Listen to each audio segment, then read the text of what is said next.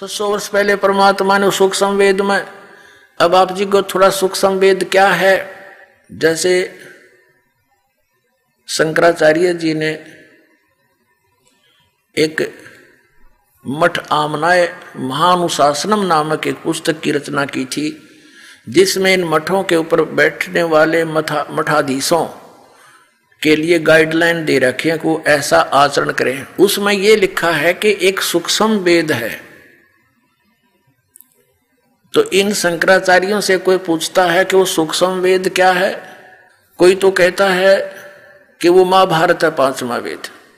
अरे महाभारत में तो निरानाश करवाया, उसमें पढ़ कहता आदमी वो भी जो है ना कति अज्ञानी हो जावे। ऐसे आचरण उन महापुरुषों के। द्रौपदी का चीरहरण हो रहा था, भीष्म पितामह द्रोणाचार्य कर्ण जैसे योद्धा वहां बैठे और ये द्रोणाचार्य उनके गुरु बैठे और बैठे बैठे देख रहे हैं, कुछ भी नहीं बोले, खड़े होकर ये भी नहीं कहा तू क्या कर रहा है नालायक व्यक्ति। एक बड़ी सभा में एक औरत को नंगा कर रहा है, तो क्या वो नेक व्यक्ति हो सकते हैं?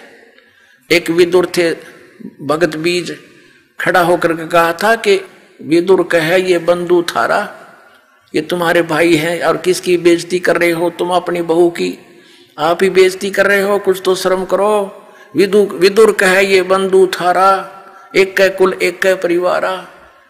विदुर के मुख पर लगा थपेड़ा, तू तो है पांडवों का चेहरा।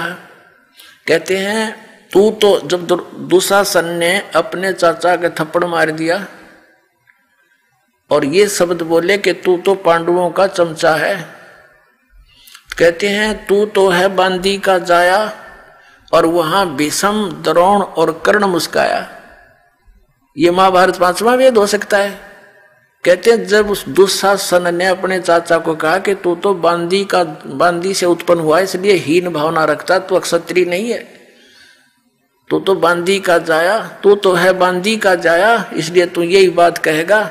और वो कह रहा कितनी न्याय की बात कि तुम किसकी बेइज्जती कर रहे हो? अपने ही परिवार की बहू को अपनी बेइज्जती कर रहे हो। कल को लोग क्या कहेंगे? अपनी बेइज्जती आप ही की तुमने। अब वो कितनी महान बात कही थी। उसको कहा तू तो है बांदी का जाया और तू तो पांडवों का चमचा है, इन्हीं का चेला, इन्हीं की ओर बोलता है। वहां पर भीष्म कर्ण और द्रोण मुस्काया, वहां दांदरे काटने लग गए और खड़ा होकर ये कहना चाहिए था खबरदार, अगर एक उनमें से 3 महापुरुषों में से एक भी खड़ा होकर ये कह देता कि खबरदार इस लड़की का हाथ लगा दुर्योधन, हमसे बुरा नहीं होगा। हिम्मत नहीं थी दुर्योधन की, उनको पता था कि कितने सूरवीर हैं, लेकिन वह फेल हो गए वहां पर। और एक नंगे होते औरत को देख रहे हैं, नहीं तो विदुर उठ कर चला गया था उसी समय। एक असली पंचायती का ये होता है कर्म धर्म कि सच्ची बात कहे, नहीं मानो तो सभा छोड़कर चला जाना चाहिए।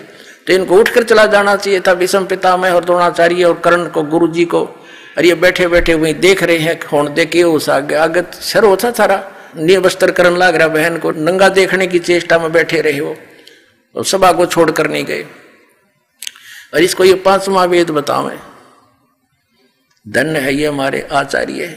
महाभारत को 5वां वेद बतावे, कटका मृगी दुनिया हाहाकार मच गया। ना जाने कितनी बहन विधवा हुई, अनाथ हो गए बच्चे। अब किसी से पूछा, दूसरा कहता है श्रीमद् भगवत गीता ये 5वां वेद। अरे वाह, ये तो चारों वेदों का सारांश है। श्रीमद् भगवत गीता इसका नाम है 5वां वेद की। ये तो खुद कहता है गीता अध्याय नंबर 4 के श्लोक नंबर 32 में कि वो सूक्ष्म वेद ये ऐसा है जिसमें परमात्मा ने आकर अपने मुख कमल से विस्तार से कहा वो धार्मिक युगों की जानकारी।